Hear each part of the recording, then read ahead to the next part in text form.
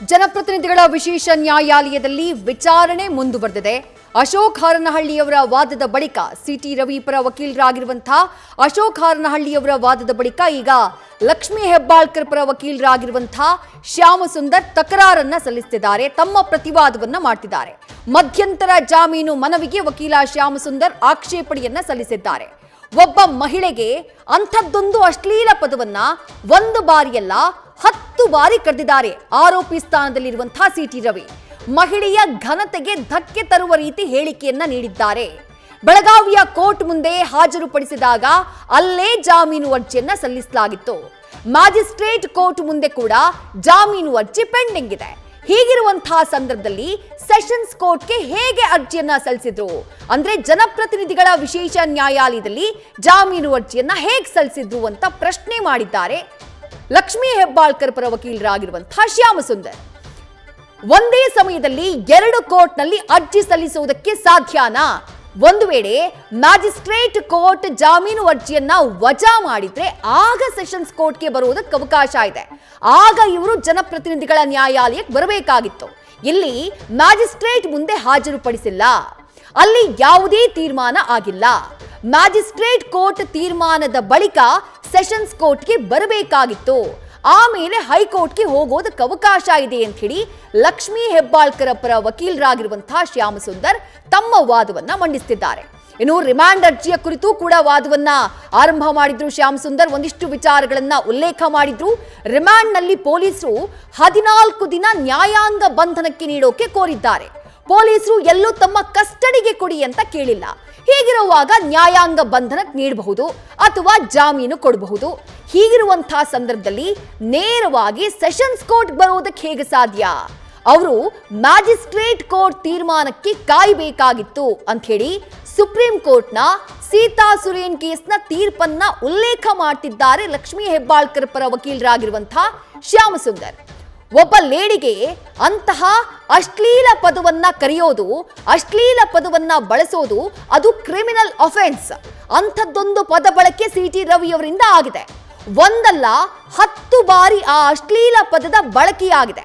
ಇದನ್ನ ಹೇಗೆ ಸಹಿಸಿಕೊಳ್ಳಬೇಕು ಆ ಮಹಿಳೆ ಅಂತ ಹೇಳಿ ಶ್ಯಾಮಸುಂದರ್ ಪ್ರಶ್ನೆ ಮಾಡಿದ್ದಾರೆ. ಯಾವುದೇ ಮಹಿಳೆಗೆ ಅವಮಾನ ಮಾಡೋದನ್ನ ಯಾವ ಕಾನೂನು ಕೂಡ ಸಹಿಸೋದಿಲ್ಲ. ಯಾವುದೇ ಮಹಿಳೆಗೆ ಅಶ್ಲೀಲ ಪದವನ್ನ ಬಳಕೆ ಮಾಡೋದು, ಆಕೆಯನ್ನ ಅಶ್ಲೀಲ ಪದ ಬಳಕೆ ಮಾಡಿ ನಿಂದಿಸೋದು, ಆಕೆಯ ಮಾನಹರಣವನ್ನ ಮಾಡೋದನ್ನ ಯಾವ ಕಾನೂನು ಕೂಡ ಸಹಿಸೋದಿಲ್ಲ. ಮಹಿಳೆಯರ ಬಗ್ಗೆ ಅವಹೇಳನ ಮಾಡೋದನ್ನ ಸಂವಿಧಾನದ ಯಾವ ಕಾನೂನು ಕೂಡ ಸಹಿಸೋದಿಲ್ಲ ಅಂತ ಹೇಳಿ ಲಕ್ಷ್ಮೀ ಹೆಬ್ಬಾಳ್ಕರ್ ಪರ ವಕೀಲರಾಗಿರುವಂತಹ ಶ್ಯಾಮಸುಂದರ್ ತಮ್ಮ ವಾದವನ್ನ ಮುಂದುವರಿಸಿದ್ದಾರೆ. ಸಿಟಿ ರವಿ ಅವರ ಪರವಾಗಿ ಹಿರಿಯ ವಕೀಲರಾಗಿರುವಂತಹ ಅಶೋಕ್ ಹಾರನಹಳ್ಳಿ ಅವರು ವಾದವನ್ನ ಮಾಡಿದ್ದನ್ನ ಗಮನಿಸಿದ್ರೆ ಹಲವು ವಿಚಾರಗಳನ್ನ ಅವರು ಉಲ್ಲೇಖ ಮಾಡಿದ್ರು. ಪ್ರಮುಖವಾಗಿ ಈ ಘಟನೆ ಆಗಿರೋದೇ ವಿಧಾನ ಪರಿಷತ್ನಲ್ಲಿ. ಅಲ್ಲಿಗೆ ಕಸ್ಟೋಡಿಯನ್ ಯಾರು ಅಂತ ಕೇಳಿದ್ರೆ ಸಭಾಪತಿ ರೂಲಿಂಗ್ ನೀಡದೇ ಇದ್ರೂ ಕೂಡ ಕೇಸನ್ನ ದಾಖಲು ಮಾಡಿಕೊಳ್ಳಲಾಗಿದೆ. ಇಲ್ಲಿ FIR ನ ದಾಖಲು ಮಾಡಿಕೊಂಡಿರೋದೇ ಕಾನೂನು ಬಾಹಿರ. ಹೋಗ್ಲಿ, ದೂರುದಾರರ ಸಹಿಯಾದ್ರೂ ಇದೆಯಾ? ಲಕ್ಷ್ಮೀ ಹೆಬ್ಬಾಳ್ಕರ್ ಅವರ ಸಹಿಯಾದ್ರೂ ಇದೆಯಾ? ಆ ಸಹಿ ಕೂಡ ಇಲ್ಲ. ಹಾಗಾಗಿ ಇಲ್ಲಿ ಕೇಸ್ ದಾಖಲು ಮಾಡಿಕೊಳ್ಳುವಲ್ಲೇ ನಿಯಮಗಳ ಉಲ್ಲಂಘನೆಯಾಗಿದೆ. ಆ ಕಾರಣಕ್ಕಾಗಿ ನನ್ನ ಕಕ್ಷಿದಾರರಾಗಿರುವಂತಹ ಸಿಟಿ ರವಿ ಅವರಿಗೆ ಮಧ್ಯಂತರ ಜಾಮೀನನ್ನ ನೀಡಬೇಕು ಅನ್ನುವಂತಹ ಮನವಿಯನ್ನ ಸಿಟಿ ರವಿ ಪರ ವಕೀಲರಾಗಿರುವಂತಹ ಹಿರಿಯ ವಕೀಲ ಅಶೋಕ್ ಹಾರನಹಳ್ಳಿ ಅವರು ಮಾಡಿದ್ರು.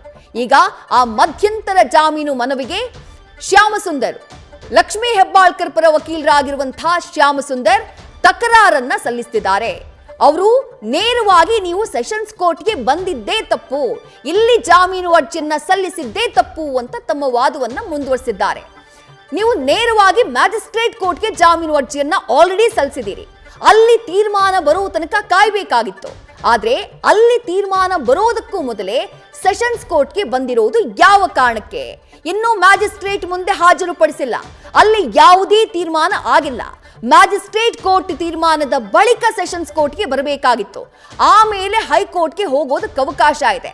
ಆದ್ರೆ ಇಲ್ಲಿ ಒಂದೇ ಸಮಯದಲ್ಲಿ 2 ಕೋರ್ಟ್ನಲ್ಲಿ ಜಾಮೀನು ಅರ್ಜಿ ಸಲ್ಲಿಸುವುದಕ್ಕೆ ಅವಕಾಶ ಎಲ್ಲಿದೆ ಅನ್ನುವಂತಹ ಪ್ರಶ್ನೆಯನ್ನ ಮಾಡಿದ್ದಾರೆ ಲಕ್ಷ್ಮೀ ಹೆಬ್ಬಾಳ್ಕರ್ ಪರ ವಕೀಲರಾಗಿರುವಂತಹ ಶ್ಯಾಮಸುಂದರ್ ಅವರು.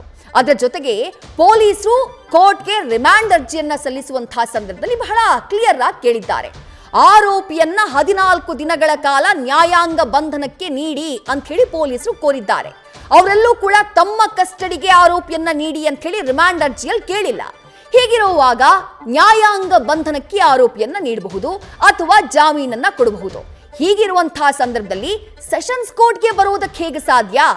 ಮ್ಯಾಜಿಸ್ಟ್ರೇಟ್ ಕೋರ್ಟ್ನ ತೀರ್ಮಾನಕ್ಕೆ ಅರ್ಜಿದಾರರು ಕಾಯಬೇಕಾಗಿತ್ತು ಅಂತ ಹೇಳಿ ಸುಪ್ರೀಂ ಕೋರ್ಟ್ನ ಸೀತಾ ಸುರೇನ್ ಕೇಸ್ನ ತೀರ್ಪನ್ನ ಉಲ್ಲೇಖ ಮಾಡ್ತಿದ್ದಾರೆ ಶ್ಯಾಮ್ ಸುಂದರ್.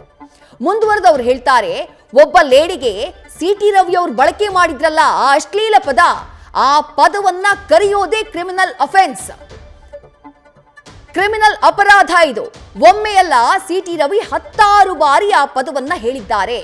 ಇದನ್ನ ಆಕೆ ಹೇಗೆ ಸಹಿಸಿಕೊಳ್ಬೇಕು?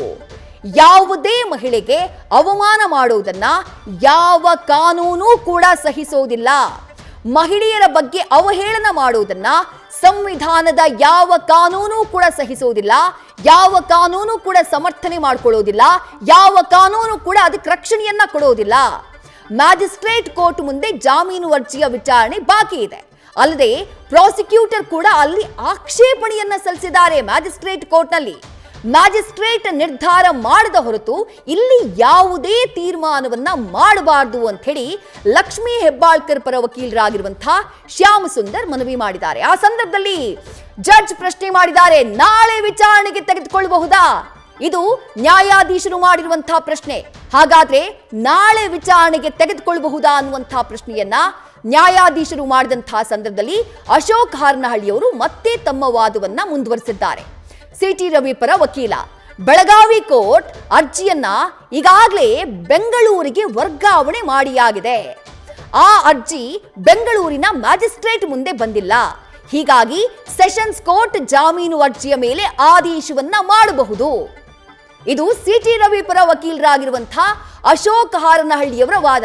ಯಾಕಂದ್ರೆ ಶ್ಯಾಮ್ ಸುಂದರ್ ಅವರು ಹೇಳಿದ್ರಲ್ಲ, ಮ್ಯಾಜಿಸ್ಟ್ರೇಟ್ ಕೋರ್ಟ್ ಮುಂದೆ ಪೆಂಡಿಂಗ್ ಇದೆ, ಎರಡೂ ಕಡೆ ಅರ್ಜಿ ಸಲ್ಲಿಸಿದ್ದಾರೆ, ಮ್ಯಾಜಿಸ್ಟ್ರೇಟ್ ಕೋರ್ಟ್ ತೀರ್ಮಾನ ಮಾಡೋ ತನಕ ಕಾಯಬೇಕಾಗಿತ್ತು, ಅಲ್ಲಿನ ತೀರ್ಮಾನ ಬರೋ ತನಕ ಇಲ್ಲಿ ಯಾವುದೇ ರೀತಿಯಾದಂತಹ ಆದೇಶವನ್ನ ನೀಡೋ ಹಾಗಿಲ್ಲ ಅಂತ ಹೇಳಿ ಶ್ಯಾಮ್ ಸುಂದರ್ ಅವರು ಹೇಳಿದ್ರು.